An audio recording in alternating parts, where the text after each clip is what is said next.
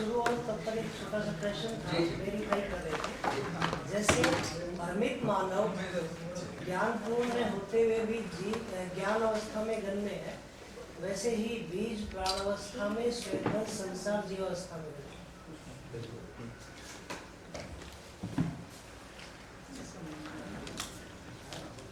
श्वसन क्रिया को लिविंग बोला गया, जो यूरोप में 15, 16, 7 सेंचुरी में या शायद 17 में भी चला। काफी इस बात पर बहस हुई कि लिविंग से लिविंग पैदा होता है कि नॉन लिविंग से लिविंग पैदा होता है। बहुत सारी चर्चा हुई। उसी बीच में डार्विन ने अपना थ्योरी दिया था।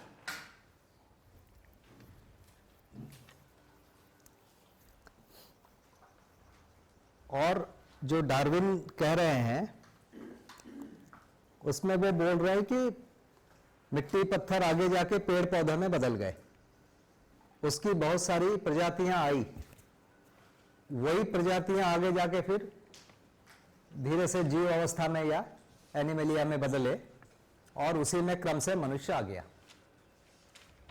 लेकिन यदि अपन एविडेंस देखेंगे तो एक भी एविडेंस नहीं आया आज तक, और बिना एविडेंस के इसको स्वीकार कर लिया गया, पढ़ाया जा रहा है। आज भी कोई लैब में कोई सेल नहीं बना पाए, या बंदर से आदमी अभी तक आने का कोई एविडेंस नहीं है, या कुत्ता से घोड़ा बन गया हो या शेर बन गया हो, ऐसा एविडेंस नहीं दिख रहा है। एक सिंगल एविडेंस नहीं है, लेकिन इसको मान लिया गया और इसको पढ़ाया जा रहा है। वही साइंस जो एविडेंस एविडेंस एविडेंस कर रहा है, वो एक भी एविडेंस नहीं लाया और उसको स्वीकार किया। लॉजिक से क्या ना ये इसको भी थोड़ा कि उनके स्ट्रक्चर को कंपेयर किया। हाँ, एविडेंस खत्म हो गया। हाँ। देखिए, पहले एविडेंस की बात होती रही, अब एविडेंस से हम थोड़ा पीछे आ गए लॉजिक पे, है ना। अब एविडेंस वैसा नहीं आएगा। तो नॉन लिविंग से लिविंग पैदा होता है या लिविंग से लिविंग पैदा होता है, ये हुआ। तो डार्विन ने इन दोनों को जोड़ दिया किसी जगह पर और उसको मान लिया गया कि नॉन लिविंग से लिविंग आया और लिविंग के फिर ये क्रम बढ़े और आखिरी में ज्ञान अवस्था या आदमी आ गया। भाई साहब, इसमें ये तो है, जैसे आपका नॉन लिविंग है, पदार्थ अवस्था है। जब पदार्थ अवस्था का विकास कंप्लीट हुआ तो अगली अवस्था तो आएगी, तो वो ट्रांसफॉर्मेशन तो है ही। हाँ, पहली बार इसको जी जी प्राण अवस्था में एक ट्रांसफॉर्मेशन तो है, हो सकता है उसमें बीच की कड़ी मिसिंग है। हाँ, डार्विनवाद के अंदर जो है। हाँ, पर पहली बार डार्विन ने इस बात को बोला, और उसके पहले मानव परंपरा में ये प्रचलित तो नहीं था। और आगे का जो ये प्रमाण की जो हम बात कर रहे हैं, मैं समझ में नहीं आ रहा कि हम प्रमाण को क्या मान रहे हैं। जैसे मानव इवॉल्व हुआ, इसमें तो कोई डाउट ही नहीं है कि आदमी धरती पे इवॉल्व हुआ है, कोई ऊपर से कहीं से ये आया नहीं है, इवॉल्व हुआ। और चिंपैंजी का जो डीएनए है वो 98% डीएनए जो है वो हमारे डीएनए से मैच है, तो उसको मान लिया कि चिंपैंजी से हम ट्रांसफॉर्मेशन हुआ। ऐसा मैंने साइंस में ही इसको देखा। बिल्कुल। अब ये एविडेंस है या नहीं है? अभी जो आदर्शवाद है इससे भिन्न मानता था। देखिए, मतलब हम कहां से आ रहे हैं। आदर्शवाद ऐसा मानता था कि ईश्वर ने पैदा किया और ऐसा हुआ। इन्होंने एक दूसरा एविडेंस दिया, दूसरा एक तर्क दिया, और यह तर्क हुआ, यह भौतिकवाद बना। तो भौतिकवाद में जो चीज हुई, इस चीज को नहीं माना। जीवन नाम की कोई चीज है इसको नहीं माना, ईश्वर नाम की कोई चीज है उसको नहीं माना, स्वर्ग नरक है इसको नहीं माना। वही भौतिकवाद में आगे जाके जो मनोविज्ञान आया, वो मानव का जब अध्ययन करने आए, मानव के अध्ययन करने में जब आए, तो जैसे सोशल साइंस है उसमें मनोविज्ञान है, और ऐसे बहुत सारी चीजें आई। उस जगह पर एक एक आदमी का एक एक मत भिन्न होता गया, उस जगह एक रूपता नहीं बन पा रहा है। इसके नीचे में फिर भी मोटा मोटा पदार्थावस्था, प्राणावस्था, जीवावस्था में एक रूपता बहुत सीमा तक आ गया। इस जगह तक नहीं आ पा रहा है, और ये नए नए बदलते जा रहे हैं। इसी में एक मनोविज्ञान जो यहां लिखा हुआ है, फ्रायड ने जो बोला था, एक कामोनवादी मनोविज्ञान लिखा। उन्होंने ये लिखा कि मानव जो भी काम करता है उसके जो मूल भावना है वो काम है। काम माने जिसको सेक्स अंग्रेजी में कहते हैं, काम वासना, उससे वशीभूत होकर वो कुछ काम करता है और वो सबसे बड़ा सुख है। कुछ समय तक, मुझे लगता है कि 30-40 साल पहले तक इसकी काफी मान्यता रही समाज में और उसको लेके चले। उसके बाद अभी कम से कम पढ़ने पढ़ाने वाले जगह पर इसकी मान्यता थोड़ी कम हो गई है। दूसरा, मनोविज्ञान नॉर्मल आदमी का मनोविज्ञान नहीं है। उन्होंने नॉर्मल आदमी उसको बोला जो रैंडमली मिल जाता है, इसको उन्होंने नॉर्मल आदमी बोला। मतलब यहां से उठा एक आदमी झगड़ा करता है तो झगड़ा करना आदमी का नेचर है, ये इन्होंने निष्कर्ष निकाला। रैंडम सैंपलिंग किया और 100 में 99 लोग झगड़ा करते हुए पाए गए या 100 लोग पाए गए। उन्होंने बोला कि आदमी का एक नेचर होता है झगड़ा करना। कॉमन जो पाया गया उसको मान लिया। हाँ, मान लिया। ये भी बोल रहा है कि आदमी झगड़ा नहीं करना चाहता, ये भी आदमी का नेचर है। इसको फिर इन्होंने दोनों को मिला के बोला नहीं, इसमें आदमी अंतर्द्वंद में जीता है, झगड़ा नहीं करना चाहता और झगड़ा करना चाहता है, करता है। फिर ये भी बोला कि अंतर्द्वंद में जीता है तो दुखी होता है। फिर बोला कि ये अंतर्द्वंद से आदमी का विकास होता है। किसी ने बोला कि आदमी हमेशा दुखी रहेगा। इसके बहुत सारे ऐसे थ्योरी चल रहे हैं, है ना। इस ढंग से मनोविज्ञान आया जो यहां अभी लिखा है।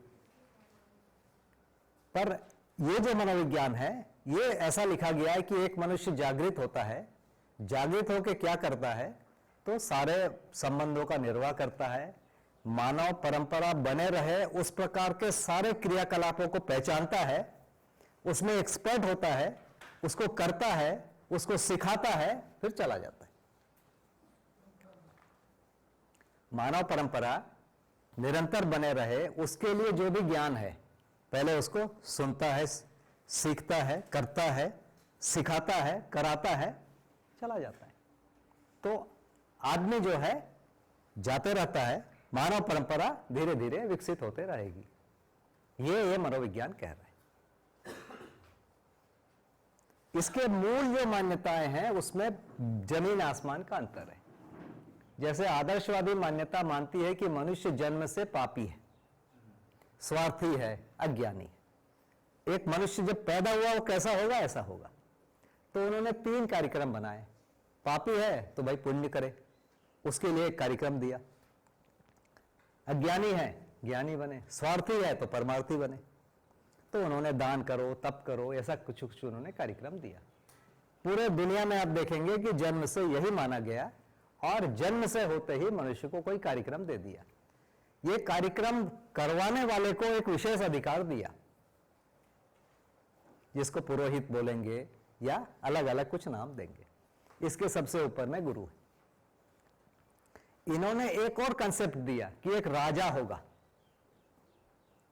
जो ईश्वर तुल्य है, वो गलती नहीं करता है। पहला एक चीज मान्यता है कि राजा है, ईश्वर है, गलती नहीं करता है, सबके साथ न्याय करता है। तो कोई लंगड़ा पैदा हुआ, कोई अंधा पैदा हुआ, ये क्या किया ईश्वर ने? तो बोले पिछले जन्म के कर्मों का फल दिया।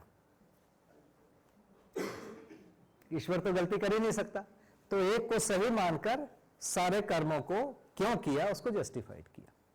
अब ईश्वर तो हर समय नहीं रहेगा, तो राजा को ईश्वर का प्रतिरूप मान लिया गया। राजा गलती नहीं करता है। देखिए, ये एक बहुत जरूरी बात है, ये मान लेना कि राजा कोई चीज गलती नहीं करेगा। आदर्शवाद उसको स्वीकारा कि एक मनुष्य वहां तक पवित्र हो सकता है कि गलती नहीं करेगा, केवल सही करेगा। उसका स्रोत अस्तित्व में है, उसका नाम दिया ईश्वर, वो गलती नहीं करता है। उसका प्रतिनिधि राजा को माना, गुरु को माना, और राजा के फिर जो कर्मचारी हैं, जो राजा के द्वारा नियुक्त व्यक्ति हैं, उनको भी माना और एक सिस्टम बनाने की कोशिश की। भौतिकवाद यहां तक आज तक नहीं पहुंचा कि कोई आदमी गलती नहीं करेगा, इसको स्वीकारा ही नहीं किया। एक आदमी ज्ञानी हो जाएगा, इसको भी नहीं स्वीकारा। दोनों में ही अंतर है। तो जब डेमोक्रेसी की बात हुई, जब वोट देके सही लोगों को चुनेगा, इस पर बहुत चर्चा हुई है। तो क्या जो आदमी सही नहीं है वो सही को चुन सकता है? ये प्रश्न आया था। जो समझदार नहीं है क्या वो सही आदमी को चुनेगा? प्रश्न आया ना। तो उन्होंने ये दो बात बोला कि खाना पीना सब आदमी की आवश्यकता है, इसको वो पहचानता है, कौन उसके साथ सही कर रहा है, कौन गलत कर रहा है। दूसरा ये बोला कि वोट देते समय गलती नहीं करेगा, क्योंकि मान लीजिए मैं आपको चुनने वाला हूं और मैं ही गलत हूं तो फिर चुनाव तो गलत का ही होगा ना। तो डेमोक्रेसी में इस चीज को दबाया गया, छुपाया गया या किसी विधि से एडजस्ट किया गया कि वोट देते समय आदमी गलती नहीं करता है। इसमें भी बहुत बहस हुई, लड़कियों को या महिलाओं को वोट का अधिकार है कि नहीं है। 100 साल हुआ इनको वोट का, 100 या 110 साल हुआ है इनको वोट का अधिकार मिला है। यह अभी टूटा है। लड़कियां सारे काम कर सकती है कि नहीं कर सकती, पहले माना जाता था कि नहीं कर सकती। पर इसमें ये बात है कि राजा भी तो सही नहीं थे, मतलब अगर हम हाँ, राजा सही नहीं है। अदर साइड अगर हम उनको पवित्र मानते हैं, मतलब एक आइडिया है कि ऐसा हो सकता है, पर वो है तो नहीं। उन्होंने वहां तक तो माना हो सकता ये आइडिया है ये, बट प्रैक्टिस में तो गलत भी हुआ ना, क्योंकि फिर वो चाहे गलत करे सही करे, आपको उसको सही मानना ही पड़ेगा। वहां उन्होंने राजा को यह बताया कि ईश्वर का प्रतिरूप है, गलती नहीं करेगा। वैसे ही गुरु को बताया, और एक ऐसे गुरु को इन्होंने पहचान लिया। वैसे लोग मिले इक्का दुक्का, जिनको स्थित प्रज्ञ बोला और उनके आचरण को मानकर महापुरुष माना गया। उसके बारे में आदर्शवाद में एक गुरु के आचरण को लिखा गया है। वो इक्का दुक्का लोग मिलते हैं, वो समाधि या निधिध्यासन या मोक्ष प्राप्त कुछ लोग हैं, ऐसा माना गया। आदि शंकराचार्य और ऐसे बहुत। और उनके आचरण को यदि देखा जाए तो उनके आचरण के आधार पर मानव परंपरा नहीं बनेगी, ये अभी बाबा जी इस दर्शन में कह रहे हैं। उनसे वो विवाद करना अपराध है, पहले ही बोल दिया, तो मानव परंपरा बनेगी ही नहीं। उत्पादन करने में उनकी कोई प्रवृत्ति नहीं है, सेवा करने में कोई प्रवृत्ति नहीं है। ऐसे आचरण को पहचाना, तो मानव परंपरा बने रहने के लिए जो आचरण है उसको पहचाना गया और उसको फिर जागृत मनुष्य के आचरण बोला। ये दो बड़े बड़े अंतर अभी हैं। आदर्शवाद में माना तो गया कि सही होगा, उस सही के स्वरूप को जो पहचाना गया वो मानव परंपरा बनने लायक आचरण नहीं है। भौतिकवाद में बोला तो गया, ये भी बोला कि एक आदमी सही को चुनेगा, हर आदमी को समान अधिकार दिया। उस पर वो चुनने योग्य है कि नहीं, वो वोटिंग के समय गलती नहीं करता, इतना बोल दिया। देखिए, हम सही एक व्यक्ति में सही है ही नहीं बोल के समाज नहीं बना सकते। कम से कम ये मानना पड़ेगा कि कोई व्यक्ति सही हो सकता है, एक समय सही है। जैसे माँ बाप बच्चे को पाल रहे हैं, यदि माँ बाप गलती है तो फिर बच्चे को तो पैदा ही नहीं होना था। और एजुकेशन का रोल है ना, एजुकेशन से आप धीरे धीरे उसके रुख में जाएंगे ना। हाँ, अब देखिए, इसके बाद डेमोक्रेसी आई, उसके बाद बड़े युद्ध हुए कि डेमोक्रेसी के पहले बड़े युद्ध हुए? पर वो डेमोक्रेसी से पहले वाला युग का अंत भी हो रहा था ना। नहीं, डेमोक्रेसी में खुलेआम लोग बैठकर चर्चा कर रहे हैं कि कैसे युद्ध करेंगे, खुलेआम। हिटलर डेमोक्रेटिक विधि से चुन के गया है, और भी सारे उस समय के सब लोग वैसे ही चुन के गए। आजकल तो ये भी हो रहा है कि हम इसको कैसे समाप्त कर दें ताकि हम ही रहें। हाँ?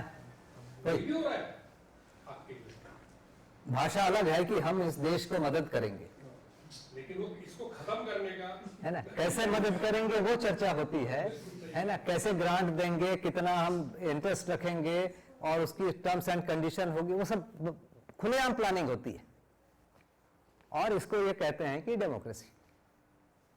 मतलब आदमी की प्रवृत्ति यदि नहीं बदले, आप कोई भी कृषि लाओ वही होगा, है ना। मतलब मूल में जो डिसीजन लेने वाला है मनुष्य, यदि उसमें सुधार नहीं हुआ तो कुछ भी करो वो गलती करेगा।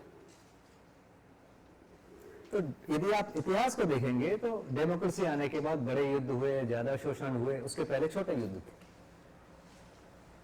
पूरी दुनिया एकजुट होकर लड़ रही है।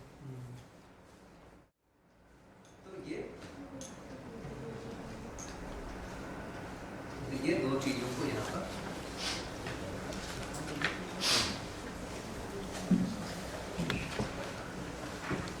एक चीज यहाँ बहुत अच्छा बोला गया, भौतिकवाद में ज्यादा से ज्यादा उत्पादन कम से कम लोगों के द्वारा, जो भौतिकवाद ने एक बहुत अच्छा काम किया। उत्पादन करने के लिए इन्होंने मैनेजमेंट सिस्टम को बनाया। तो ज्यादा से ज्यादा उत्पादन करना कम से कम लोगों का या कम से कम कॉस्ट के द्वारा, अधिक से अधिक लाभ, कम से कम खर्च, अच्छी से अच्छी गुणवत्ता, कम से कम वेस्टेज। लेकिन यहाँ प्रॉब्लम की दो जगह बताया है। लाभ का जो बंटवारा होगा उस पर प्रॉब्लम हुआ, और उत्पादन उसकी तादाद और गुणवत्ता के आधार पर। तो एक पक्ष उत्पादन पर बल देता रहा, दूसरा पक्ष लाभ के आवंटन पर। तो प्रौद्योगिकी जो है भय और प्रलोभन से मुक्त नहीं हो पाई। तो ये मैनेजमेंट का जो पूरा सिस्टम रहा, ये भय और प्रलोभन के आधार पर रहा। लोगों को डरा के या लोगों को लालच देकर। यदि आप 50-60 साल पहले के मैनेजमेंट को देखेंगे, वो भय प्रधान मैनेजमेंट, भयभीत करके काम कराना। ये जो मॉडर्न मैनेजमेंट आया, जो कॉर्पोरेट ने शुरू किया, शासन तो भय प्रधान मैनेजमेंट, कॉर्पोरेट जो है वो प्रलोभन प्रधान मैनेजमेंट को बढ़ावा देगा। जो ज्यादा काम करेगा उसको ज्यादा हम पैसे देंगे। हमारे देश में इसको लागू हुए 25-30 साल हो रहे, 30 साल 90 के बाद ये चीज ज्यादा आई। पहले आप भारत में कहीं से भी पढ़ लो, आपको वही जॉब मिलना है और वही ये उतना ही पैसा मिलना है। इसके बाद बदला कि आप पहली ही सैलरी आप 2 लाख रुपए या 5 लाख की पा सकते हो।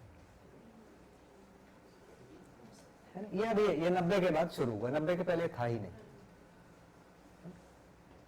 तो मॉडर्न मैनेजमेंट जो है ये प्रलोभन प्रधान सिस्टम को अपनाया।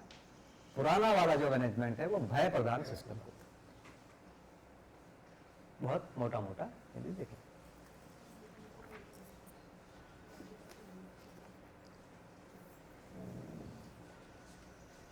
ईश्वर केंद्रित जो चिंतन है, इसमें 3 चीजों के प्रति, ईश्वर और ईश्वर तुल्य व्यक्तियों के प्रति आस्था पैदा किया। हाँ। एक तो ये जो ऊपर से सेकंड पैराग्राफ, भौतिकवादी चिंतन ज्ञान ह्रास विधि का अंकलन होने के कारण कामोन्मादी मनोविज्ञान भी मानव कुल के लिए ह्रास का कारण बना, जिसके लिए परिणाम स्वरूप भोगोन्माद, लाभोन्माद, शोषण, द्रोह विद्रोह और युद्ध मानसिकता बनते आया। इसमें ह्रास विधि का अंकलन होने के कारण, ह्रास विधि क्या चीज है? जैसे धरती का पॉल्यूशन बढ़ गया, पहले नहीं था। थोड़ा सा आवाज कम आ रहा है, माइक ऑन नहीं है। ये माइक तो केवल कैमरा ठीक है, थोड़ा जोर से बोलता हूं। बिल्कुल है।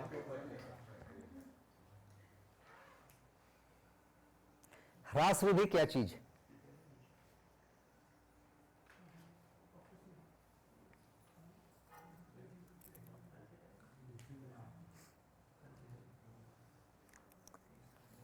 जैसे पॉल्यूशन है, ये पिछले 200 साल 300 साल से पैदा हुआ है, पहले पॉल्यूशन नहीं था। तो धरती ही बीमार हो गई, अब हर कोई बीमार होगा। हिरोशिमा है, नागासाकी है, वहां जो बम पटके हैं, आज भी वहां स्वस्थ बच्चे पैदा नहीं हो रहे। तो ये जो है इसको कहते हैं ह्रास विधि। बच्चा ही जन्म से बीमार पैदा हो रहा है, खाने पीने की चीजें ही खराब हो गई। अभी हम लोगों ने एक प्रयास किया था कि हमने 1 से 5 तक की पुस्तक लिखी, एक चेतना विकास का एक छोटा सा ये लिखा। उसमें यह लिखा कि नदी और तालाब में शुद्ध पीने का पानी होता है। टीचर लोगों ने हमारा गला पकड़ लिया, तुमने ये लिखा कैसे? कहीं नहीं है। मैंने बोला कि लिखो कि हम लोगों ने गंदा गंदा किया है, आप जोड़ो उसमें। प्राकृतिक रूप से उसमें भाषा लिखा हुआ है, प्राकृतिक रूप से नदी और कुएं का पानी, नदी और तालाब का पानी पीने योग्य शुद्ध होता है। उस पर उन्होंने प्रश्न चिन्ह किया कि किसी गांव में नहीं है।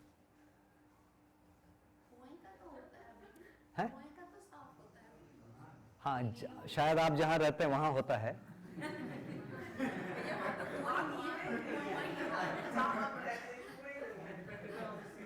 एक मेरे को डॉक्टरों का एक शिविर लेने का मौका मिला और वो उनके हेडक्वार्टर में ही मौका मिला। तो जहां हमारा वो ट्रेनिंग सेंटर था उसके बाजू से गंदा नाला बहता था और मैं उनको रोज पूछता था कि यहाँ का जो पानी है कभी आपने चेक किया है कि इसमें गंदा नाला जो रिस्क है वो आपके बोर में पहुंच रहा है कि नहीं। और मैं रोज कहता था कि मैं लिख के देता हूं कि ये पानी गंदा है, इसमें बैक्टीरिया होंगे, ये पीने लायक नहीं होगा। रोज कहता था सुबह शाम। एक दिन एक ने हाथ जोड़ दिया, बोला साहब इसको मत बोला करो, हमको खराब लगता है, हम सुबह शाम ये पानी पीते। मैं शर्त लगा रहा हूं, देखिए सारी हमारी जो सभ्यता है वो पवित्र नदियों के किनारे बनी है। इतिहास को आप देखेंगे, गंगा के किनारे है ना, और मिस्र में भी हुआ, कई जगह हुआ। और आज हम गंदे नाली के बाजू में रहते हैं। मतलब विकास यात्रा यहां तक है ना, हर शहर के बीच से गंदा नाला है और बता रहा हूं कि उसका पानी रिस्क के बोर में जा रहा है और हम हाइजीन हाइजीन चिल्ला रहे हैं। हाँ, ये ह्रास विधि है। ये जो ह्रास विधि है, हमने पानी बिगाड़ दिया, हमने हवा बिगाड़ दिया, फिर समाज की मर्यादाओं को तोड़ के, मतलब जब कामुकता सुख है तो उसके लिए फिर कुछ भी उपाय कर सकते हो, वो हुआ। संबंध टूटे, परिवार टूटे, उसको भी लोगों ने छोड़ दिया। ठीक हो गया आवाज? ठीक है ना भैया? विधि को मैंने कुछ लिखा था पुराने नोट्स में, उसमें लिखा था विखंडनात्मक जो विधि है, मतलब टुकड़े टुकड़े में सोचने की विधि है ना, कोई भी प्रॉब्लम को लेकर उसको टुकड़े टुकड़े में सोचते, तो वो इसका आशय था, ऐसा लिखा हुआ मुझे याद आया अभी। ह्रास विधि को विखंडन विधि बोला। विखंडन विधि का जो ये है वो परमाणु बम बनाने से, किसी चीज को तोड़ने से, तोड़ते तोड़ते हम वहां तक लेके जाएंगे। तो साइंस का जो एक प्रकार से किसी चीज को समझने का तरीका है, उसको तोड़ के करना है। तो मेंढक को समझना है तो मेंढक को काट के समझना है, आदमी को तोड़ समझना है तो आदमी को काट के समझना है। इस विधि से सोच रहे हैं। दूसरा विधि इन्होंने किया कि एक रैंडम सैंपलिंग किया, ये आदमी बदमाशी करता है, वो भी करता है, वो भी करता है, वो भी करता है, तो मानव नेचर में बदमाशी करना है। मानव नेचर में बदमाशी नहीं करना भी है। बदमाशी करने से दुखी होता है, ये भी है। मानव दुखी नहीं होना चाहता, ये भी है। तो इससे कोई मनोविज्ञान नहीं बन पाया, निष्कर्ष नहीं आए, है ना? तो इकट्ठा करके बस उसको एनालाइज कर दिया ना कि ये है। हाँ, पर साइंस का जो पूरा सोच गया, ये भोग की तरफ चला गया। तो भोग अपने आप में समाज का विखंडन है। जैसे माता पिता और बच्चे हैं, यदि माँ ज्यादा भोग करेगी तो परिवार टूट जाएगा। हम भोग को संयत ही करना पड़ेगा, नहीं तो परिवार टूट जाएगा। तो जब जैसे भौतिकवाद का पूरा सुख क्या है, इंद्रिय सुख ही सबसे बड़ा सुख है। और आदर्शवाद यहां से माना कि इंद्रिय सुख जो है सारे प्रॉब्लमों की जड़ है। तो इंद्रियों से आपको बिल्कुल निरपेक्ष रहना है। भूख लगे खाना नहीं खाओ, प्यास लगे कुछ, यहां तक उन्होंने सोचा, एक्सट्रीम में ले वहां तक सोचे। और इन्होंने सोचा कि कोई भी संवेदना है उसको पूरा करो, ये हमारा मुख्य लक्ष्य। बच्चे को खाना मिले ना मिले, हमारा मिल जाए, यहां तक आया। तो इसमें परिवार समाज सब टूट जाता है। कहने का मतलब ये हुआ कि भौतिकवाद में संवेदनाओं की पूर्ति का कार्य करना, यानी मानसिकता को जो हमने देखा उसका आधार बनाया हमने संवेदना। मानसिकता ऐसी बन जाए जो सारी संवेदनाएं पूरी हो। तो कॉमन मार्क से बेसिकली भौतिकवाद, और भौतिकवाद से ह्रास विधि का आंकलन होने के कारण कामनवाद से भौतिकवाद नहीं, भौतिकवाद से कामनवाद। नहीं में आता है, मतलब the methodology it is one उसमें अंकलित होता है। भौतिकवादी चिंतन ज्ञान ह्रास विधि का आंकलन होने के कारण में अंकलित का है में मतलब में मेरी बुक में तो में यहाँ पे काल इसलिए उसमें गिनी जाती है ना। जैसे हमने एटम बम बनाया, तो एटम बम बना माने विखंडन चीज अस्तित्व में होने वाली एक घटना है, सूरज में हो रहा है, उसको हम धरती में करना चाह रहे हैं। प्रॉब्लम क्या है, वहां प्रकृति में बड़ी अच्छी दूरी है, करोड़ों किलोमीटर की दूरी है, बीच में बहुत सारे ये हैं, उसमें वो चल रहा है। अब मैं सोच रहा हूं कि मेरे बेडरूम में एक परमाणु भट्टी रहे जो मेरे को गर्मी दे, है ना, मेरे किचन में एक परमाणु भट्टी रहे जो खाना बनाए। हम वहां तक सोचने लग गए ना, छोटा छोटा सूरज रहे।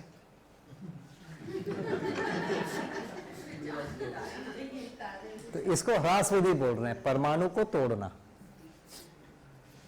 इसको विखंडन विधि कर रहे हैं। तो ये जो है अंततः थोड़ा सा कहना चाहूंगा इसमें, जो विखंडन है, अगर प्योर साइंस की दृष्टिकोण से देखें, I think nothing is wrong, ठीक। जो उसकी प्रयोजनशीलता पर हम आते हैं, तो वहां पर वो ह्रास है। मान लीजिए हमने विखंडन से जो है ऊर्जा बनानी है, या दूसरी तरफ चलेगी विखंडन से हमने जो है वो एटम बम बनाना, ये ह्रास वाली बात मैं जो समझता हूँ। बाकी आप ठीक है, ऐसे ही है ना। तो एक जगह विखंडन होता है, उसका अपना एक दुष्परिणाम भी होता है ना। उसका फल क्या हुआ, धरती बीमार हो गई है, पानी खराब हो गया है, हवा खराब हो गया है, लोग अभी अस्वस्थ पैदा भी होने लग गए, यहां तक हम पहुंच गए।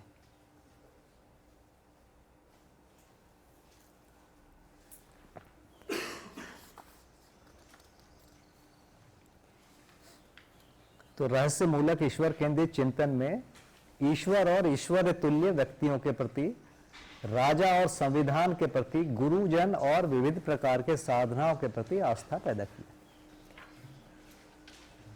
तो इन्होंने एक बहुत अच्छा काम यह किया कि व्यक्ति गलती नहीं करेगा, ऐसा इन्होंने एक मान्यता बनाया, ऐसा हो सकता है, उसको ईश्वर फिर गुरु और राजा बोला। तो एक तो अच्छा काम किया। दूसरा, इन्होंने बोला कि संविधान होता है, संविधान के प्रति आस्था पैदा किया, संविधान को मानना चाहिए, यह आस्थावादियों ने किया। तो मानव जो है उन संविधानों को, उन नियमों को पालन करने लगा। तो ये किया। और साधनाओं के प्रति यह माना गया कि जो इंद्रिय आसक्तियां हैं वो सारे प्रॉब्लम की जड़ है, इसीलिए उससे बचने के लिए, उससे मुक्त होने के लिए साधनाएं बताएं।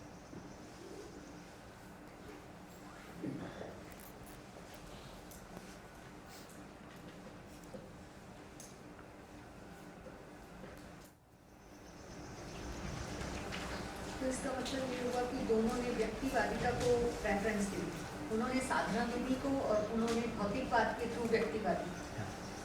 तो दोनों ही जगह व्यक्तिवाद है दोनों में ही, लेकिन इसमें यहाँ पर परिवार मूलक स्वराज्य व्यवस्था की बात करें। हाँ, इसमें हाँ व्यक्ति से परिवार बड़ा है, तो परिवार में अर्पित होने पर अपन संबंधों में जाएंगे तो हमारी जो है संवेदनाएं हैं वो नियंत्रित होती है। तो उन्होंने संवेदनाओं को नियंत्रित करना मध्य दर्शन ने बोला, उसके लिए परिवार व्यवस्था में जीना, संबंधों को निर्वाह करना एक प्रकार से नियंत्रण है। तो इसको अपन आगे अपन देखेंगे कि 3 प्रकार के इन्होंने बंधन बोले हैं, आशा बंधन, विचार बंधन और इच्छा बंधन। आशा बंधन माने इंद्रिय आस्वादन से सुखी होने का एक बंधन है, जिसको भौतिकवाद बहुत अच्छा बोलता रहा। ये आशा बंधन को न्याय में नियंत्रित करना है। न्याय माने परिवार व्यवस्था में या संबंधों में जीना, इसमें आशा बंधन समाप्त हो जाती है। तो इसमें यह नहीं बोल रहे हैं कि भजिया नहीं खाओ, उत्पादन कर लो और भजिया बनाओ, उसको खा लो, आपका शरीर में पचे उतना ध्यान रख लो, है ना, बांट के खा लो। आदर्शवाद बोलता है भजिया नहीं खाओ, मिठाई नहीं खाओ। हाँ। तो इसमें समृद्धि को भी स्वीकारा, समाधान भी चाहिए, समृद्धि भी चाहिए, अभय भी चाहिए, सहअस्तित्व भी चाहिए। इस ढंग से ये हुआ।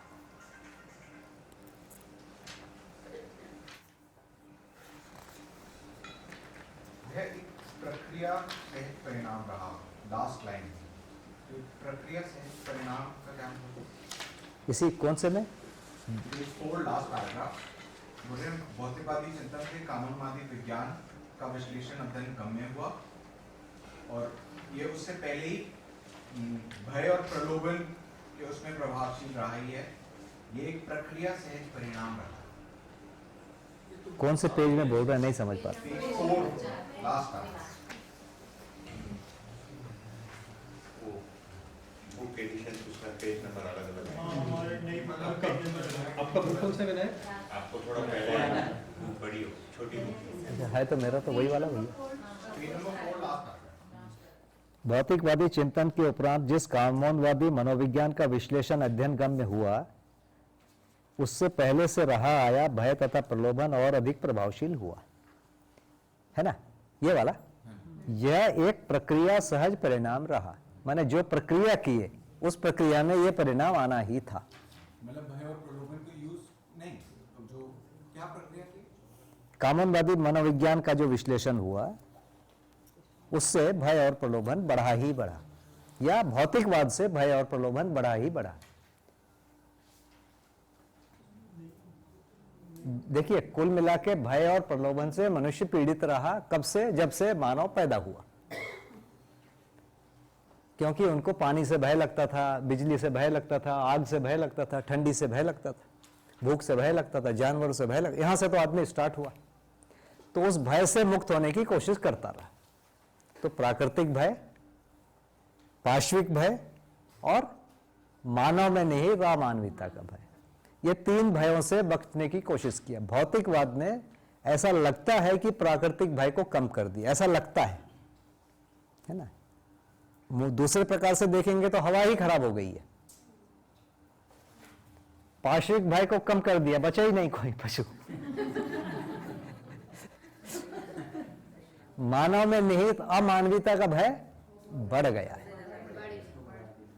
है ना? बढ़ गया है। सबसे ज्यादा डर मानव को मानव से ही। ये बात मैं कह रहा हूँ कि आप जो भय प्रलोभन है वो दोनों बात में है, आदर्शवाद है। तो क्या आस्था जो इसमें इंक्लूड हुई है, क्या वो भय को कम करने के लिए हुई कि आस्था ने ये भय और बढ़ा दिया? आस्था और प्रलोभन को, क्योंकि आस्था जो सिस्टम हुआ, पहले भय आया, भय के साथ प्रलोभन आया, आस्था के द्वारा भय और प्रलोभन को मुक्त करने की कोशिश हुई, है ना? आस्था एक्चुअली भय और प्रलोभन का एक दूसरा सेट है, उसी का नाम आस्था है। जैसे ईश्वर जो है अंधे को आंखें देगा, है ना, निकम्मों को धन देगा ये सब हमने ईश्वर पर आस्था किया और इस ढंग से हमने काम बनाने की कोशिश किया। तो भय और प्रलोभन का एक दूसरा स्वरूप है आस्था। स्पष्ट नहीं है, अस्पष्ट है। ऐसे नहीं करोगे तो ऐसे हो जाएगा, ऐसे हाँ, करोगे तो ये हाँ। मिल जाएगा। मतलब मंदिर में पैसे चढ़ाओगे, एक नारियल चढ़ाओगे तो आपको 1000 रुपए मिलेंगे, इस टाइप का है। भय का ही यूज करके आस्था बना। तो भय और प्रलोभन दोनों है। जैसे एक नारियल चढ़ाओगे तो आपको भाई 10 मिलेगा, आप 100 रुपए चढ़ाओगे तो आपको लाभ मिलेगा। तो ये भय और प्रलोभन का एक दूसरे स्वरूप में आस्था आया। आस्था के किसी जगह में मोक्ष भी रहा, मोक्ष भी होगा। मोक्ष ऐसी स्थिति बोला कि जहां आपको भय नहीं लगता, प्रलोभन नहीं होता, पूरे इंद्रिय आवेश से आप मुक्त हो जाते हो। ऐसी स्थिति कोई कोई महापुरुष होते रहे, लोग उसको देख के खुश भी होते रहे। सचमुच इनको नहीं होता है, ऐसे लोग को देखने के लिए भीड़ उमड़ती रही। ऐसा हुआ, मतलब ऐसे तपस्वी लोग बीच बीच में होते रहे। 100, 200, 400 किलोमीटर में कोई ना कोई महापुरुष हमेशा मौजूद रहा, क्योंकि वो पूरा परंपरा ही था तप करने का, और उसके चलते लोगों को आस्था बनी रही उनको देखकर, और ऐसा होता रहा। तो भय और प्रलोभन तो पहले था, आस्था ने उसके स्वरूप को थोड़ा सा बदला और उसमें कोई ना कोई ऐसा चरित्र भी दिखा जो त्यागी था या विरक्त था। दोनों प्रकार के चरित्र दिखे, उसके कुछ कुछ सैंपल हैं जिसकी आज लोग पूजा कर रहे हैं। है ना, कुछ लोगों को राहत दिला उससे। और इसके बाद जो आया भौतिकवाद, इसके बाद आया भौतिकवाद, मतलब है 300-400 साल पुराना। तो वहां प्रलोभन को पूरा करने के लिए, जैसे सम्राट अकबर को एसी का सुख नहीं मिला, मुझे मिला है ना। सम्राट अकबर दुनिया के सबसे बड़े राजा थे। मैं जैसी गाड़ी में घुमा हूं वो तो सोच ही नहीं सकते थे। ठीक है, तो अब देखो ये भौतिकवाद की देन है, मैंने कुछ नहीं किया है ना, मेरा कोई इसमें पुरुषार्थ नहीं है। तो उस समय भय और प्रलोभन की तुलना में आज ज्यादा सब चीजें बढ़ गया, ये भौतिकवाद ने दिला दिया। इंद्रिय जो सुख है वो दिला दिया, उसके लिए संभावनाएं बढ़ा दिया। तो ये आया, पर क्या इसके बाद भय प्रलोभन घटा या बढ़ा? जो जगह है, जैसे मान लीजिए भारत में 2-4 शहर हैं बड़े, जहां ज्यादा सुविधाएं हैं, जहां ज्यादा भौतिकवाद है, वहां ज्यादा भय है कि यहां ज्यादा भय? वहां ज्यादा भय है ना, वहां प्रलोभन भी ज्यादा है ना। लैंड ऑफ अपॉर्चुनिटी मुझे बताते हैं लोग, है ना। जिसके पास जितना ज्यादा है उतना ज्यादा उसको डर भी लगता हाँ। है खोने का, और लोभ भी उतना ही ज्यादा है और पाने का, दोनों ही चीज। प्रलोभन की असफलता की आशंका बराबर भय। भय का एक और परिभाषा है, प्रलोभन के असफलता की आशंका बराबर भय। असफलता की आशंका, मैं जो प्रलोभन कर रहा हूं वो शायद नहीं मिले, ये भी एक भय। तो जैसे जैसे हमारा प्रलोभन बढ़ता है उसके साथ भय साथ में जुड़ा ही रहता है।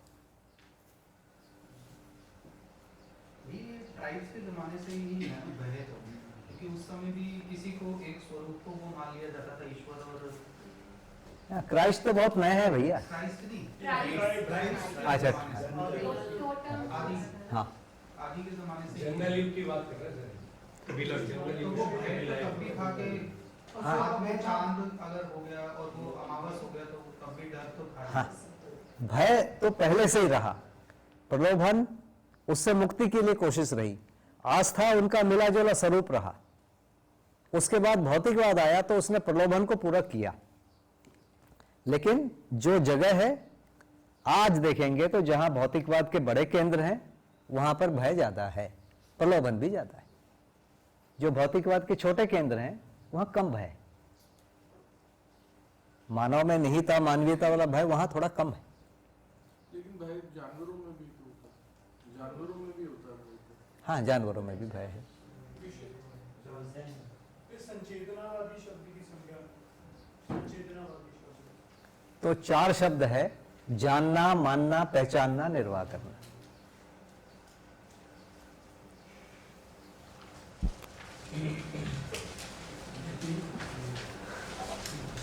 पहचानना, निर्वाह करना पदार्थावस्था में भी। जैसे पानी को छोड़ दो तो ढाल की तरफ बहने लगता अपने आप। पानी ढाल को पहचानता है, आदमी नहीं पहचानता। तो आदमी ने स्पिरिट लेवल बनाया, स्पिरिट लेवल में पानी ही भर देता है, वो ढाल की तरफ चला जाता है, थोड़ा सा गैप रख देता है, वो एयर बबल ऊपर चला जाता है। तो जिधर पानी गया उसको ढाल बोलते हैं। तो आदमी पानी को पहचानता है, पानी जो है ढाल को पहचानता है।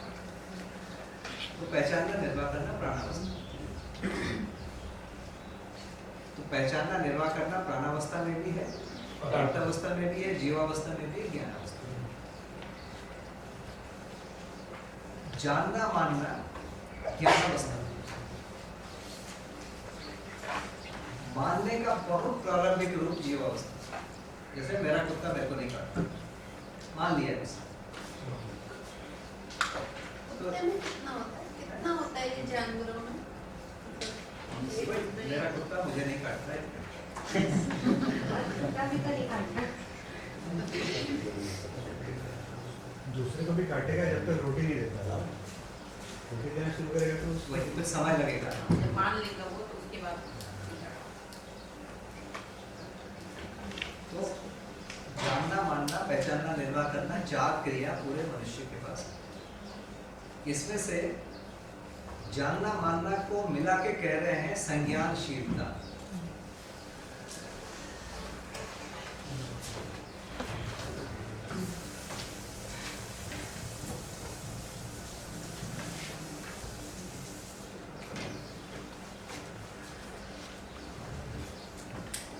ये शब्द बार बार उपयोग आते हैं। पहचानना, निर्वाह करना, ये दो है। ये पहचानना निर्वाह करना चारों अवस्था में, मानना जीव अवस्था में आया, जानना जो है ज्ञान अवस्था में आया। ये अपना सिद्ध। पहचानना निर्वाह करने को मिलके हम कहते हैं संवेदनशीलता।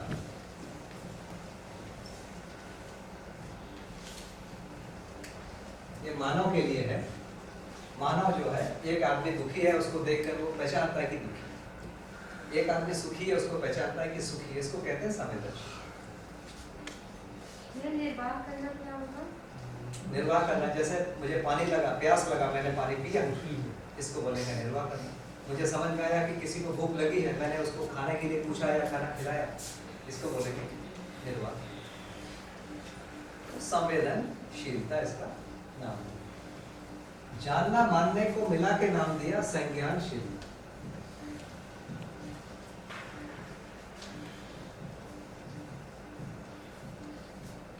इन दोनों को मिला के नाम दिया संचेतना या संचेतनशीलता। और इसमें से एक और शब्द को छोटा कर देता हूं, चेतना। यह व्यापक वस्तु के लिए,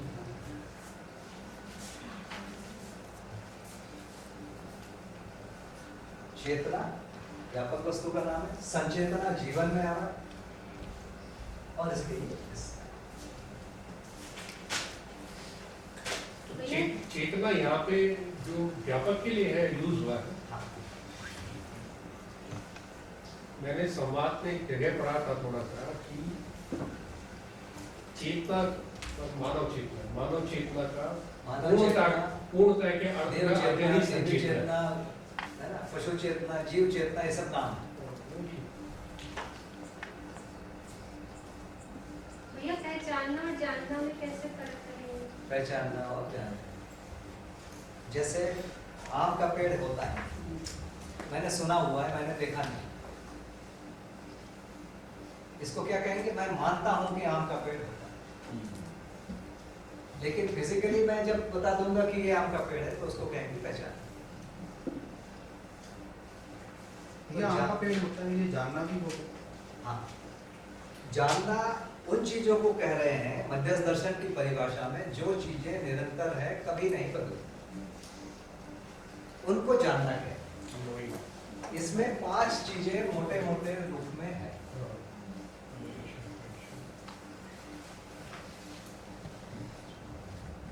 अस्तित्व,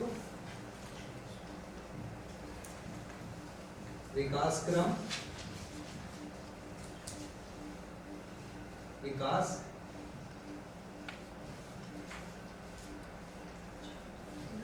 जागृति क्रम,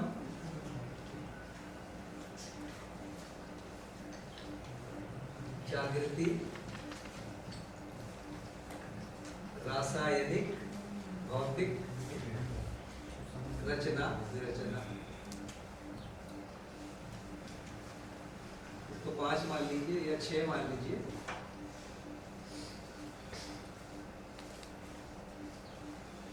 क्यों कह रहे हैं? क्योंकि ये बदलते नहीं, ये निरंतर एक जैसे।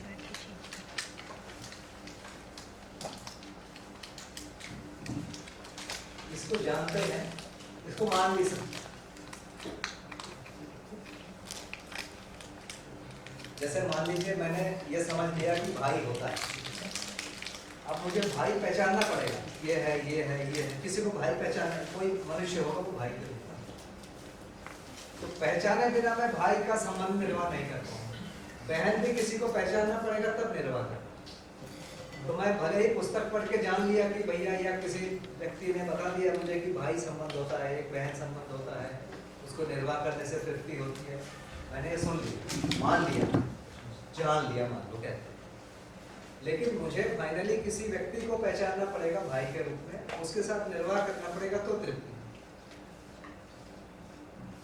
इसीलिए पहचानना, निर्वाह करना को बहुत आवश्यक बोला है। तो न्याय में जब अपन आएंगे तो न्याय में वो चीज है, न्याय के साथ संवेदना एक शब्द जोड़ा। बिना संवेदना के न्याय नहीं। मेरे बच्चे को भूख लगी है, मैं नहीं पहचान रहा हूँ, मैं ज्ञानी हूँ, या मैं अमानवी।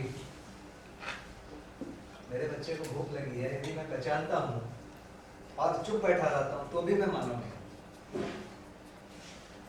भूख लगी है, पहचानता हूँ और उसको मैं उपाय करने के सोचता हूँ, नहीं कर पाता हूँ तो भी मानव नहीं। उपाय करता हूँ, उसकी तृप्ति हो जाती है तो मैं मानव। ये निर्वाह करना और इसको तृप्ति। संवेदनशीलता का दायरा 4 विषय ही है, ऐसा कहना ठीक है? प्रमाण जो भी है शरीर की सीमा। संवेदनशीलता जैसे न्याय का जो आप वृत्ति की क्रिया में देखेंगे, न्याय जो है व्यक्त हो रहा है संवेदना में। न्याय का जो परावर्तन है संवेदना,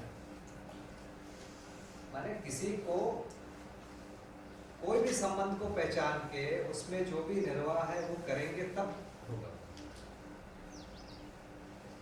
केवल संवेदना, तो न्याय वो जगह है जहां पर जानना और शरीर दोनों मिलता है,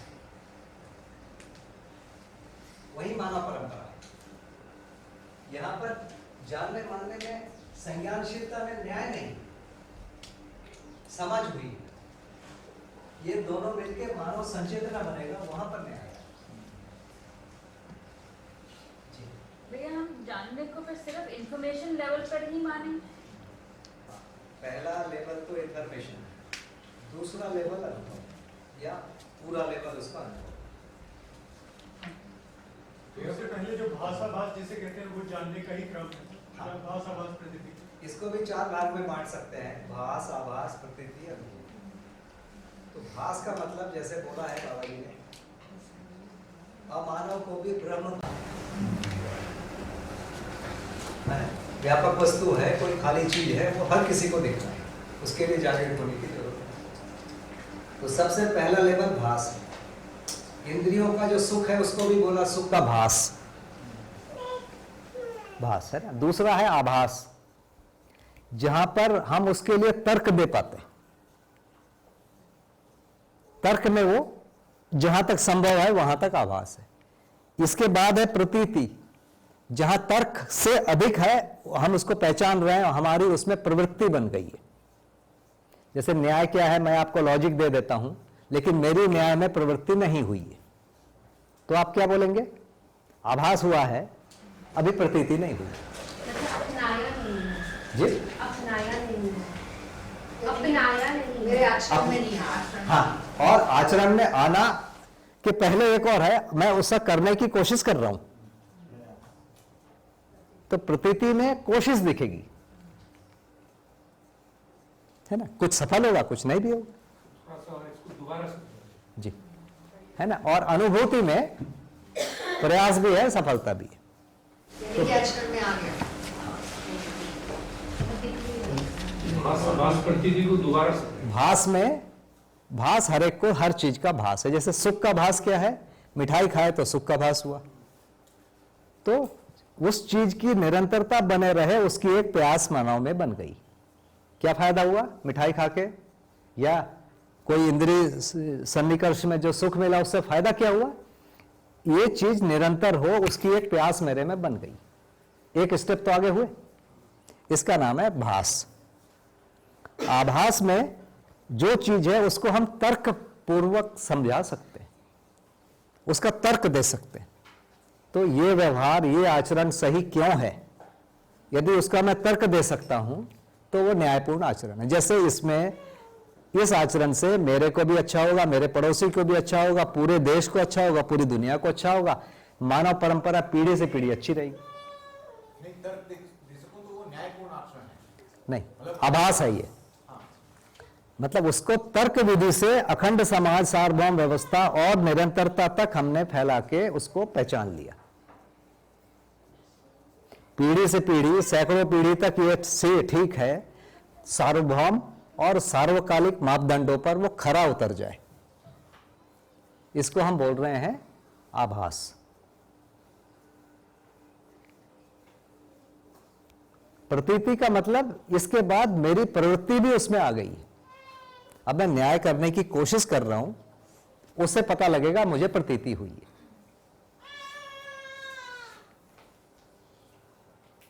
है ना। कोशिश में एक आध सफल भी होगा, 10 नहीं भी होंगे, या जितना ऑड कंडीशन होगा उतना कम सफलता है। संबंधों में जीने का प्रयास करना, ये कैसे? अनुभव को जीने का प्रयास, अनुभव अभी हुआ नहीं है, किसी दूसरे के अनुभव को सही स्वीकार के जीने का प्रयास करना, किसी दूसरे के अनुभव को तार्किक रूप से जांच कर सार्वभौम और सार्वकालिक है ये समझकर जीने का प्रयास करना। मनन तार्किक निष्कर्ष तक पहुंचना, माने तार्किक निष्कर्ष कि यह सार्वभौम है और सार्वकालिक है, ये मनन का क्षेत्र है। प्रयास नहीं है, मनन प्रतीति तक आ गया। मनन, देखिए निष्कर्ष आना, उसके बाद जीने की इच्छा होना। कई बार निष्कर्ष आता है, जीने की इच्छा नहीं होती, तो भी बोलेंगे कि मनन से निष्कर्ष आ गया है, अभी जीने की इच्छा नहीं हुई है। कई बार निष्कर्ष आया और प्रतीति हो गई, तो जीने की इच्छा होती है कि मुझे ऐसा करके देखना है, न्याय होता है कि न्याय कैसा लगता है। कई बार तर्क से समझ में आ गया कि यह न्याय है, न्याय से सब समाज सुखी होगा, उसके लिए मैं करके देखूं ये सुख किस प्रकार का है। ये जो हम प्रयास करते हैं ये मनन से आगे है ना। फिर वो निधिध्यासन के ग्रेड में इसको मानेंगे। यानी कि प्रतीति और अनुभव निधिध्यासन, और ये जो रासायनिक भौतिक रचना विरचना है, ये विकास क्रम में नहीं है। हाँ, ये पांचों चीजें जैसे हमको समझ में आया कि अस्तित्व में न्यूनतम स्थिति ये है, उसके बाद अधिकतम स्थिति दिव्य मानव है, फिर देव मानव है उसके नीचे, ये पूरा एक क्रम है, विकास और जागृति का एक पूरा क्रम है। ये पूरा क्रम हमको समझ में आ जाए, स्वीकार हो जाए, इसका नाम है विकास क्रम विकास, जागृति क्रम जागृति। ये पूरा अस्तित्व का मतलब है, यहां कम से कम इतना तो पता चलना चाहिए कि दो ही चीजें हैं, व्यापक और इकाई, तीसरी कोई चीज नहीं है। व्यापक इकाई में नहीं बदलता, इकाई व्यापक में नहीं बदलता। अस्तित्व का मतलब है इस बारे में कम से कम हम बिल्कुल निश्चिंत हो जाएं। ये भास के लेवल पे भी होगा, ये आभास के लेवल पे भी होगा, प्रतीति भी होगा, अनुभव भी होगा, है ना। विकास का मतलब परमाणु में विकास होकर गठन पूर्णता बनता है। विकास होने के पहले भौतिक रासायनिक संसार का पूरा एक ये है सेट है, ये बनता है। तो विकास क्रम विकास। भाई जैसे हम जो है वो राक्षस मानव या आप जैसे मानव से मानव बनते हैं, दिव्य मानव बनते हैं, देव मानव बनते हैं, तो इसको जागृति क्रम जागृति कहेंगे या विकास क्रम विकास कहेंगे? इसके पहले वाले को विकास क्रम विकास, इसको जागृति क्रम जागृति। जागृति क्रम जागृति। हाँ, मानव से जब गिनती शुरू करेंगे तो जागृति क्रम जागृति। और पदार्थ अवस्था में जो गठन पूर्णता आई है वो विकास क्रम विकास।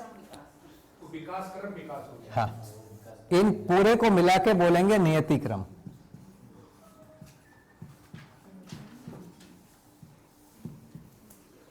इसमें ये वाला भी यहां आ जाएगा। विकास मानेंगे ना। हाँ, गठन पूर्णता का नाम विकास, उसके पहले का विकास क्रम। विकास क्रम में ही ये सब चीजें मिलेंगी। ये विकास क्रम में रासायनिक रचनाएं बहुत सारी मिलेंगी। जैसे थोड़ा सा और इसको थोड़ा सा चर्चा करें तो जैसे पदार्थ अवस्था है, तो पदार्थ अवस्था का जब विकास पूरा होगा तो प्राण अवस्था है, फिर प्राण अवस्था में विकास जब इसका है तो हमारी जीव अवस्था है, जीव अवस्था में विकास पूरा हुआ तो जो है आपकी ज्ञान अवस्था है। ऐसे बोल सकते हैं? ऐसे तो इन पूरे को नियति क्रम बोल रहे हैं। मतलब एक न्यूनतम और एक अधिकतम स्थिति है, उसके बीच में सब है। इसमें कौन पहले है कौन बाद में। अभी क्या है, राक्षस मानव को पहले मान रहे हैं, दिव्य मानव को पीछे मान रहे हैं, क्योंकि राक्षस मानव का ज्यादा फोटो छपता है ना, उसके पास ज्यादा पैसा है। लेकिन यहाँ विकास का आशय गठन पूर्णता ही है। हाँ, यहाँ जो नियति क्रम में जो विकास है उसका आशय गठन पूर्णता। बाकी आप जो बोल रहे हो अपन यूज कर सकते हैं, विकास मानव का विकास ऐसे। भैया एक प्रश्न पूछा था भैया ने कि जो संवेदनशीलता है वो सिर्फ चारों विषयों में ही व्यक्त होती है। उसका जवाब आपने दिया कि जानने और शरीर का जब मिलन होता है तब न्याय होता है। तो क्या आपका कहने का तात्पर्य ये है कि जानने से बढ़िया संज्ञानशीलता और यहाँ संवेदनशीलता? परंपरा में बोला गया कि संवेदनशीलता को खत्म करो, उसका नाम समाधि है। भौतिकवाद कह रहा है कि संवेदनशीलता में मस्त हो जाओ, और ये जो है मध्यस्थ दर्शन या जो विकल्पात्मक वाद है ये कह रहे हैं कि संज्ञानशीलता पूर्वक संवेदनशीलता नियंत्रित हो जाए। जैसे पकोड़े खाना है तो पकोड़े खाया जाए, न्यायपूर्वक खाया जाए, न्यायपूर्वक लाया जाए, है ना, उसको न्यायपूर्वक पकाया जाए, न्यायपूर्वक खाया जाए, खाए तो न्याय में ये सब समाहित हो जाता है। उसमें क्या बोल रहे हैं, पकोड़े खाना ही गलत है, और एक बोलते हैं कि पकोड़े खाना ही सही है। जैसे चार्वाक है, उसके बारे में एक बहुत फेमस कहानी है, ऋणम कृत्वा घृतम पीबेत यावत जीवेत सुखम जीवेत। माने जब तक जियो मौज से जियो, भले ही ऋण करके उधारी लेके घी पीना पड़े। ये है भौतिकवाद। उसको न्याय नहीं देखना है, ले खाओ। इसलिए तो सर सारे बैंक खुले हुए हैं कि रोज फोन आते हैं, क्या लोन ले लो, लोन ले लो। भैया तो इसका पहचानना और जानना, तो उसको ऐसे डिफरेंशिएट कर सकते हैं कि पहचानना में सिर्फ रूप और थोड़े हद तक गुण समझ में आएंगे, जब जानना में रूप गुण स्वभाव धर्म चारों की जी बिल्कुल सही है। एक और चीज है, कुछ चीजें जैसे संबंध को पहचानना। संबंध तो आदमी नहीं है ना, या मनुष्य नहीं है ना, दो मनुष्य के बीच की चीज है ये। तो संबंध की पहचान होना माने जानने के आधार पर पहचानना, ये मिक्स है। जैसे मान लीजिए ये है, ये क्या है, ये तो मनुष्य है, लेकिन जब मैं अपने साथ जोड़ूंगा तो या फिर बहन है, या फिर बेटी है, या माँ है, कुछ है। तो ये जो है ये संबंध है, माने पूरकता। तो जब हम पूरकता को पहचान रहे हैं तो संज्ञानशीलता के आधार पर संवेदनशीलता को पहचान रहे हैं। तो यहां पर हम पूरकता को पहचान रहे हैं। कहने का मतलब है कि जहां पूरकता को हम पहचान रहे हैं वो संज्ञानशीलता है। पूरकता की जो बात है वो संज्ञानशीलता भी है, रूप गुण भी है। जैसे इनको भूख लगी है तो उसमें समाया हुआ है। हाँ वही, इनको भूख लगी होगी, मैं पहचानता हूं, समाया हुआ है ना। ये नहीं पहचानूंगा तो नहीं हुआ। ये भयभीत है या खुश है वो भी पहचानता हूं, है। तो ये जो भ्रम है क्या है कि इससे अप्रभावित रहना है। बच्चा मतलब बीमार है लेकिन एकदम उससे तटस्थ है, ये है स्थित प्रज्ञ व्यक्ति, है ना। वो एक एक्सट्रीम एंड है, ये दूसरा है। इसीलिए परिवार वाला ये तो करता नहीं है और ऐसा मानता है कि मैं गलती कर रहा हूं। माँ है, बच्चे का भूख देख के वो परेशान होती है, वो उसको पूरा करने का सोचती है और उसको लगता है कि वो मोह में पड़ गई और ये बोझ लेकर जीती। बाप भी ऐसे बोझ लेके जीता है। तो जो सही करने वाला है वो बोझा लेके जी रहा है। ये हमारी परंपरा की मान्यता है।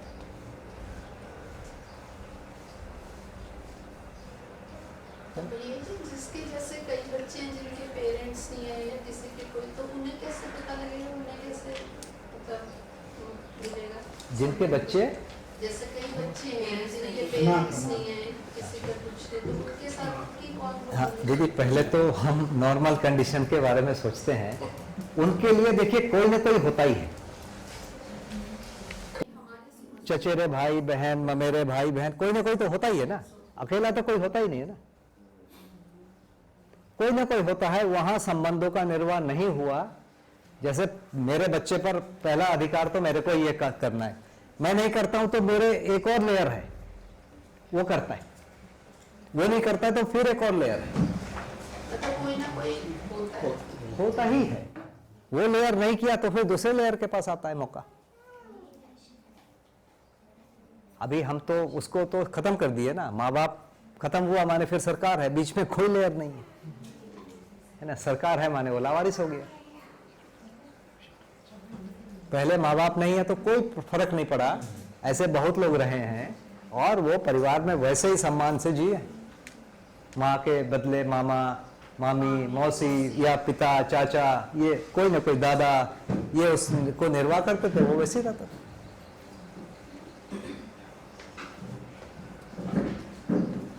न्याय होता था ये तो नहीं कहूंगा, लेकिन अभी से तो बदतर स्थिति नहीं थी, अभी से तो ठीक थी, लेकिन 100 में 2-4 गलत भी होता होगा। कहानियां देखे ना, सौतेली माँ ऐसी होती, कहानियां ही बनी। मतलब जब आप विवाह संबंध को देखेंगे तो कुछ जगह ऐसा माना गया है कि मान लीजिए कोई दुर्घटना घट गई तो उससे कौन विवाह करेगा आगे जाके, तो फिर पत्नी की बहन को पहले प्राथमिकता दिया गया, क्योंकि वो संवेदना ज्यादा रहेगी, वो अपने बहन माने। इस ढंग से डिजाइन है। अभी आप कई परंपराओं में दिखेंगे कि जैसे पिता की मृत्यु हो जाए तो जो पत्नी है उसकी शादी देवर से करा देते थे। मतलब चाचा अब पिता बन जाता है उसका, उस बच्चे का, क्योंकि फिर वो उसके घर में संरक्षण हो जाता है। लगभग वही स्थिति है, ये कई जगह मिलेगा अभी भी, है ना। तो जो देवर है और साली है, इन संबंधों को थोड़ा सा ये रखा गया है कि ये कभी बदल सकते हैं आए वक्त पे। सामान्य रूप में उसको बहुत मर्यादित माना गया, लेकिन किसी जगह पर उसमें वो प्रावधान भी रखा गया। ये मूल्यों के हिसाब से देखें तो ऐसी कोई दुर्घटना से पहले जो उनका संबंध होगा उसमें क्या मूल्य होंगे, और वो मूल्य तो भाई बहन जैसे ही शायद होंगे। उनको फिर बदलना, ये तो भ्रमित वो हुआ, या फिर आपको लगता है कि नहीं है, क्योंकि मूल्य तो फिर बदलने पड़ेंगे? हाँ, मुझे लगता है कि जो कर्तव्य हैं उसके लिए फिर मनुष्य को दूसरा मन बनाना पड़ता है। परिस्थिति बदल गई तो क्या करेंगे? देखिए, एक होता है कि आदमी इंद्रियों के वशीभूत होकर कुछ काम कर रहा है, उसको गलत बोल रहे हैं। दूसरा होता है कर्तव्य के कारण कुछ कर रहा है, तो इसको परंपरा में 2 भागों में बोला गया। एक बोला गया प्रेय, एक बोला गया श्रेय, और उससे ऊपर बोला गया प्रेय और श्रेय दोनों से मुक्त होना, निश्रेयस, जिसको समाधि बोला गया, है ना। ये परंपरा में इसको काफी माना गया, अच्छा बड़ा पद दिया गया और इसको किया गया। तो ये जो निर्विचार की स्थिति होती है, ये समाधि नहीं? देखिए, परंपरा में जो पूर्ण स्थिति है उसके लिए 4-5 शब्द है जिनको लोगों ने पैरेलल माना है। जैसे निधिध्यासन और समाधि एक ही है, कहीं पर कैवल्य कहा गया, कहीं पर मोक्ष कहा गया, है ना। ऐसे अलग अलग शब्दों के द्वारा उसी स्थिति को बोला जा रहा है, ऐसा माना गया। जैसे बाबा जी जिस उपासना विधि से थे उसमें माना गया ज्ञान शक्ति का जागरण होता है। पहले इच्छा शक्ति, क्रिया शक्ति का, फिर इच्छा शक्ति का, फिर ज्ञान शक्ति का। तो वो जो पद है और समाधि है दोनों एक ही है, ऐसा माना गया था। बाबा जी जो पहुंचे उनको जो लगा, वो तो क्रिया शक्ति इच्छा शक्ति विधि से गए थे, उनको जो ज्ञान शक्ति जागरण वाला जो स्थिति आया उनको लगा कि यही समाधि है, उन्होंने जो प्रतिपादन किया। लेकिन उन्होंने ये कहा कि यहां मुझे ज्ञान नहीं हुआ।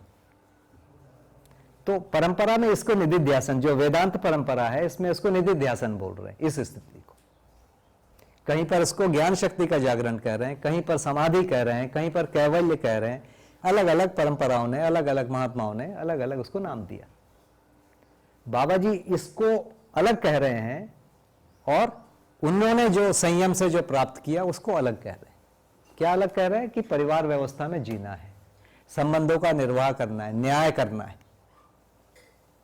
है ना, शिक्षा में भागीदारी करना है, स्वास्थ्य संयम में भागीदारी करना है, उत्पादन में भागीदारी, विनिमय में भागीदारी और ये न्याय में भागीदारी। तो ये जो जागृत मनुष्य का जो आचरण है और परंपरागत जो सर्वश्रेष्ठ मनुष्य का आचरण है उसमें भिन्नता है।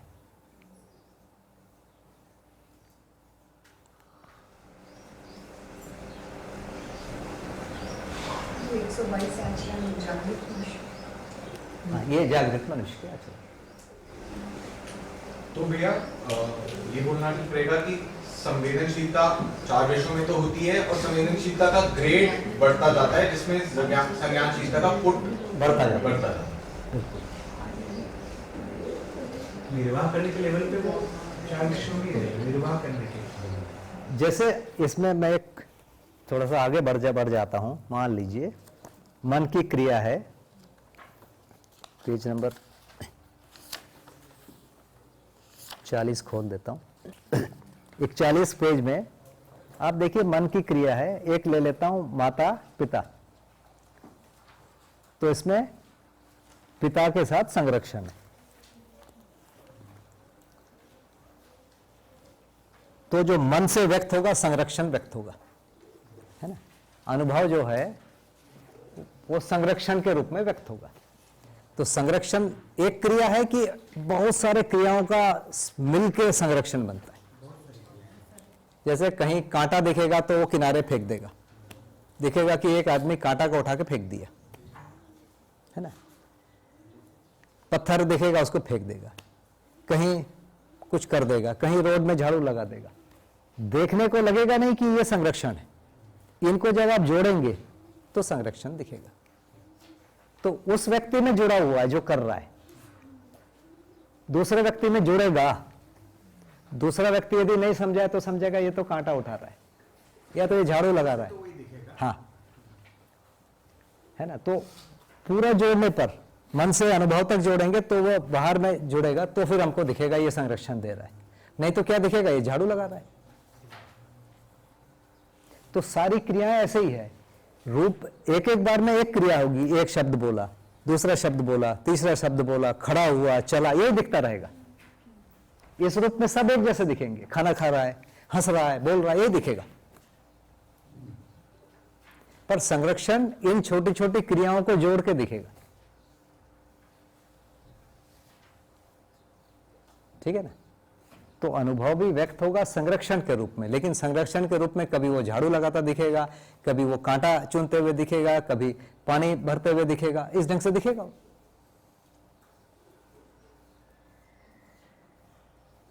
तो संरक्षण एक क्रिया नहीं है, 200, 400, 500 या 1000 क्रियाओं का एक सेट है, उसका एक अरेंजमेंट का क्रम है। आगे पीछे बदल जाएंगे तो वो संरक्षण नहीं दिखेगा, है ना। एक फिर उसके पीछे क्यों कर रहा है वो होना जरूरी है।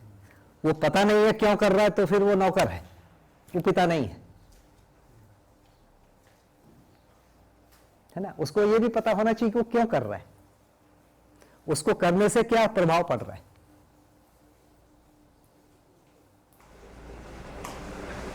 तो ये क्यों भी संवेदनशीलता का ही पार्ट है, मेजरली तो संज्ञानशीलता का पार्ट आएगा। संज्ञानशीलता से जुड़ेगा संवेदनशीलता में। इसमें तो प्रयोजन ही आ रहा है ना। हाँ, क्यों में तो सारा प्रयोजन आ रहा है। हाँ, क्यों कर रहा हूं वो तो रहेगा ही, और उसके साथ काम भी रहेगा। क्यों करना है ये समझ में आ गया, काम में नहीं जुड़ा, मैंने अभी न्याय नहीं घटा, मैंने पोषण नहीं हुआ या संरक्षण नहीं हुआ या जो भी चीजें नहीं हुआ। तो जबकि दिखता है केवल एक छोटी सी क्रिया, बोला, वही शब्दों को एक आदमी बोल रहा है, वही शब्दों को दूसरा आदमी बोल रहा है, दोनों में बहुत अंतर भाव में चला जा रहा है। मतलब जो कन्वे हुआ उनको जब लोग जोड़ रहे हैं, एक आदमी को उससे रोना आया, एक को उस आदमी से ही आया, तो वही शब्द है। ये संरक्षण करना संवेदनशीलता होगी कि संज्ञानशीलता? मिला जुला स्वरूप। संवेदनशीलता संज्ञानशीलता से नियंत्रित है, ये आया। मतलब संवेदनशीलता तो है पर वो नियंत्रित संज्ञानशीलता। हाँ, ये पूरे जो 122 हैं देखिए 122 भी नहीं दिखेंगे, वो देखने की ये चाहिए, मतलब समझ चाहिए, नहीं तो दिखेगा ही नहीं। देखिए आचरण में क्या दिखता है? आचरण में दिखता है बैठा है। जैसे मैं बाबा जी को देखूं तो क्या दिखता था? वो बैठे, वो ऐसे बैठे रहते थे, और बाद में देखते हैं तो वो लेटे रहते थे। ये थोड़ी दिखता था कि संरक्षण है, वो तो देखने वाले को दिखेगा ना। भाई आखिरी समय में बाबा जी ठीक से बोल भी नहीं पाते थे, या एक समय में केवल चलो बोलते ही थे, उसमें संरक्षण दिखना है ना। तो दिखने में तो भैया क्रिया वही है। माँ क्या कर रही है? झाड़ू लगा रही है, घर साफ कर रही है, खाना बना रही है। वो बड़ा मुश्किल है पहचानना यदि उसके पीछे हमारी अकल ना हो। और यदि माँ को तकलीफ है यही है कि लोग केवल उसको यही देख रहे हैं, पीछे वाले को जोड़ नहीं पा रहे हैं वो क्यों कर रही है। यदि उसको कोई कष्ट है कभी तो यही है कि उसको उस चीज को पहचाना नहीं गया।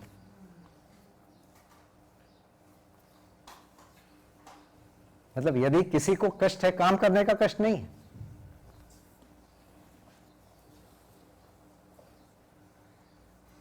तो संज्ञानशीलता और संवेदनशीलता दोनों मिलता है तो आचरण बन रहा है,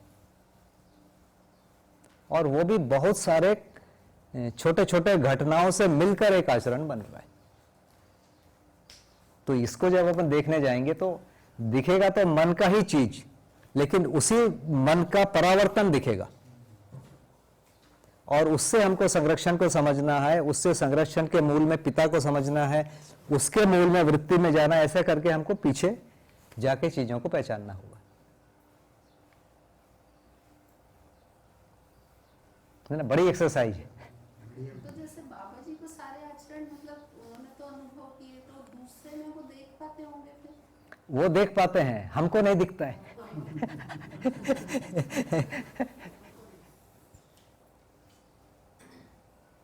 देखिए कई बार एक आदमी कर रहा है, उसको भी नहीं दिख रहा है, उससे भी वो दुखी है। एक आदमी क्यों कर रहा है उसको नहीं दिखता है, उसको लग रहा है कि मैं बोझ हूं। तो करना भी जरूरी है और उसकी समझ भी जरूरी है, और उसका समाज में पहचान और मूल्यांकन भी जरूरी है। एक व्यक्ति समझ रहा है और कर रहा है, दूसरा उसको नहीं समझ पा रहा है, तो भी वो वहां न्याय नहीं हो रहा है। लेकिन अगर वो समझदार है, आगे वाला चाहे ना समझ, तब वो झेल लेगा। हाँ हाँ, वही जिसको अनुभव हो गया उसका अनुभव थोड़ी मिटेगा, उसका अनुभव तो बना रहेगा। अनुभव वाला तो नहीं झेलेगा, लेकिन अनुभव वाला नहीं झेलेगा, लेकिन जो अध्ययन करने की कोशिश कर रहे हैं, पठन कर रहे हैं, उन्होंने निष्कर्ष निकाला, वो लोग झेलेंगे।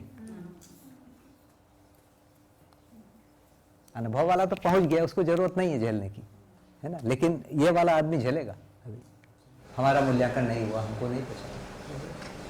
पर अनुभव संपन्न व्यक्ति को भी तो ये लगता होगा कि अगर किसी का आचरण मान्य तक उनको उसको भी अच्छा लगता होगा। लगता ही होगा। हम अकेला है मिलेगा तो होती है ना, अकेले है ऐसे नहीं बोल नहीं सकता, फिर से अकेले है ऐसे नहीं बोल सकते ना। हाँ, अकेले नहीं है।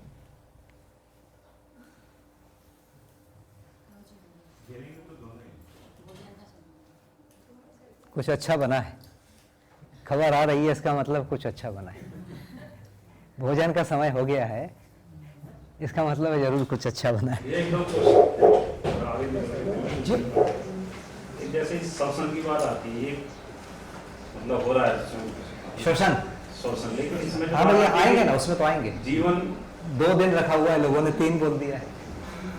उसमें जो याद आ रही निर्णय पूर्वक हम श्वास लेते हैं, इस पर थोड़ा पूछना था कि जैसे जीवन के मामले में जो श्वास आ रही है वो भी निर्णय पूर्वक आ रही है, उसको कैसे देखते? दूसरा जो खंडन विधि का इन्होंने ऊर्जा का वो दिया हुआ है, तो उसकी जो रात बनती है वो तो ठीक नहीं, वो करना है, बिजली बनती है उससे, लेकिन जो उसकी रात बनती है वो तो व्यवस्था के हिसाब से ठीक नहीं। ठीक है, तो आज हम थोड़ा सा स्लो चल पाए। है?